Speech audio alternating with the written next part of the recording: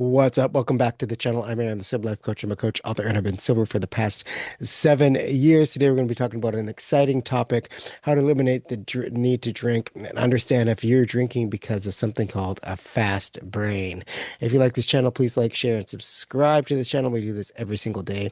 I'm here to help reset, rewire, and reclaim your life from alcohol, especially those people who have fast working brains, as high performers.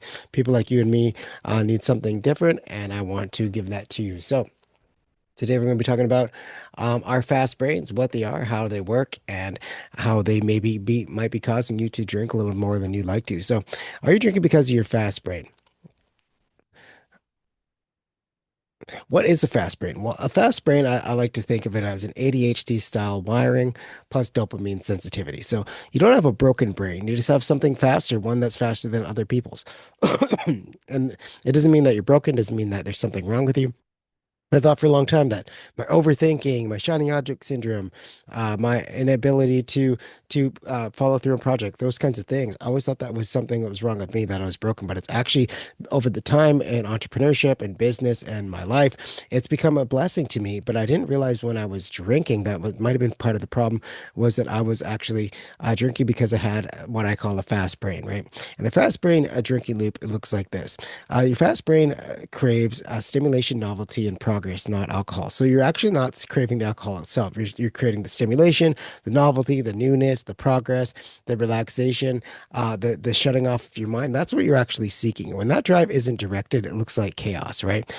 When it's focused, it can look like genius. And I know this for myself because when I started putting things into place to help myself with this ADHD wiring that I have. I've never been diagnosed with ADHD, but I know I have the wiring towards it, right? I have these tendencies to dive into topics, to get really obsessed with things, and then and not follow through all the time. So once I started putting things into place to follow through on things and get things done, I was able to create a better life. And that especially happened with my drinking habit as well, because once I put better things in place to get this novelty, to get this stimulation, to get natural dopamine in my life, that's when everything changed for me. So the original drinking loop looks like this, right? You drink, you have a short-term reward of alcohol, these long-term costs build up underneath. You have a trigger, you drink again. You kind of get stuck in this loop.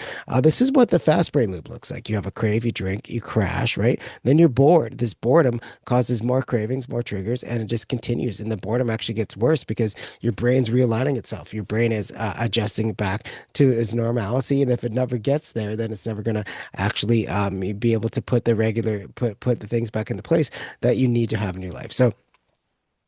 Um, so a couple facts about your fast brain. Fact one is your fast brain needs dopamine. It has dopamine dysregulation, right? So ADHD style brains like ours have fewer dopamine receptors and reward pathways, right? That means it takes more stimulation to make us feel normal. And alcohol temporarily fills that gap, but it leaves us emptier later, right?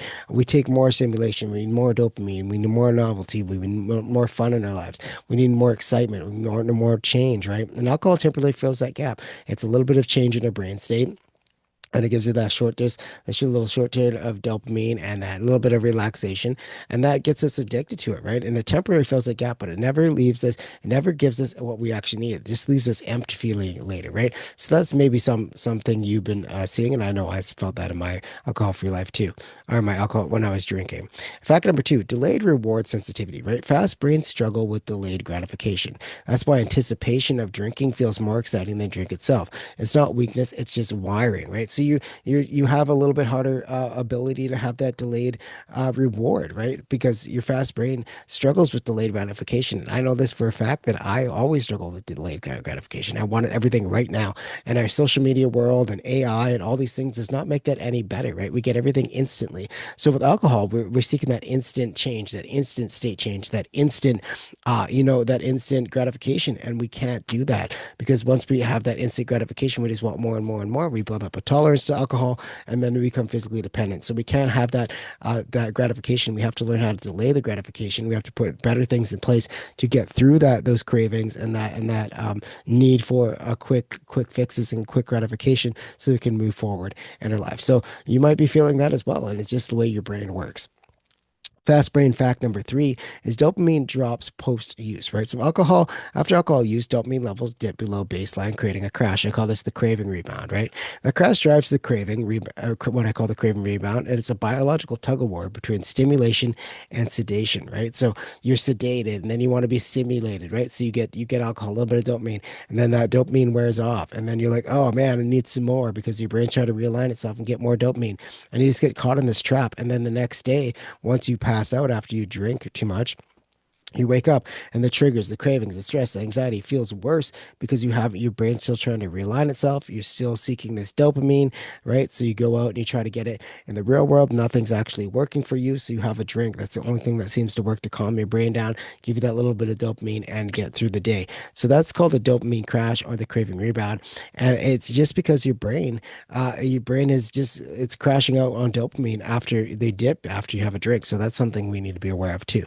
So the fast brain loop kind of looks like this, right? Like we talked about. You get bored, you have a drink, you crash, you have a reward, you're seeking that reward, you have a craving, the drink, you're bored.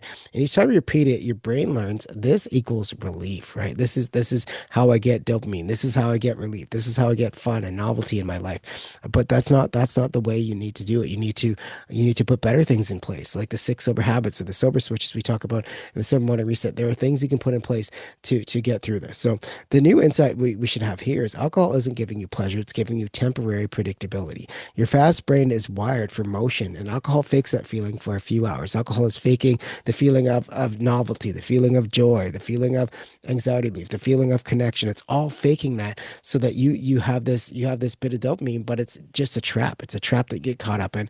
It's a habit loop that we can get caught up in, and we can really get trapped in that. So I just want to help you guys get out of that. So today's action step is journal your top three dopamine triggers this week. So, what a dopamine trigger is something that excites you, engages, or energizes you without alcohol. What's something that excites you? What's something that's really going to help you have a little bit of natural dopamine, right? What's something that you enjoy doing? I would like to talk about a meaningful observing project. Is there a project out there that you like doing? Is there a business thing? Is it hanging out with your wife? What is it? What is something that you can get that natural little brain boost for yourself without alcohol, right? And choose one and use it as your sober switch every evening this week. So like I said, what is a sober switch, right? Well, a sober switch is something that you switch out alcohol for because if you just quit drinking, you never actually get rid of it because alcohol's still there. You didn't eliminate the underlying needs underneath, and you didn't get to where you want to go. But if you have a sober switch, you can switch out that habit, that drinking habit, for something else, and that'll really help you. And dopamine trigger is one of those sober switches we're going to talk about today. So, it's an activity that increases dopamine levels in the brain.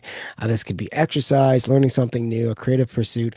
I love learning. I love reading new books. That's one of the dopamine triggers that I love. I love reading new books. I love talking about it. I love teaching you guys about it. So that's one of the things I like to do is learning. Learning is definitely a dopamine trigger in my life. Hanging out with my wife, hanging out with my kids. Have watching wrestling. I know that's probably not the most coach-like thing to do, but I love doing it. Right. So what's one thing that you can switch out for alcohol with alcohol with what's going on there? And then we'll use the dare to be sober method as well. So every time you have this thought like, hey, I need a drink, ask yourself, disrupt the thought, right? Take a power pause, take a couple minute breaths, take a drink of water, interrupt that pattern, ask yourself, what am I seeking right now? What kind of pleasure am I seeking? What am I seeking? Or what am I seeking? Am I seeking stress relief, anxiety relief, reward? What am I seeking right now? And reframe it. Will alcohol give me this or not, right? Will alcohol actually give me this reward? Will alcohol actually give me, what I need long term? Is it going to give me stress relief? Is it going to anxiety relief? Is it going to? And if you say yes, then is it going to give you that long term? Tomorrow morning when you wake up, are you still going to be anxious or anxiety free?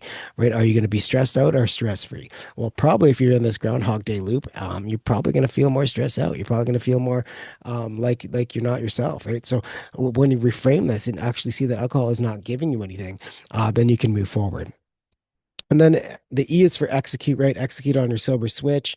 And get out there and try the dopamine triggers. Try to find a couple that you can use. Exercise is a great one. Learning something new, creative pursuits. Those are great ones to put in there so that guys can move forward. So, anyways, guys, hopefully that makes sense. If it does, give me a like, share, and subscribe to this channel because I really want to help you guys understand how your brain works. Maybe your brain works a little bit faster than other people like mine, and you really want to get rid of alcohol as a crutch, as a tool to kind of mitigate this and learn better things you can put put into place to get better, more positive, natural dopamine in your life, natural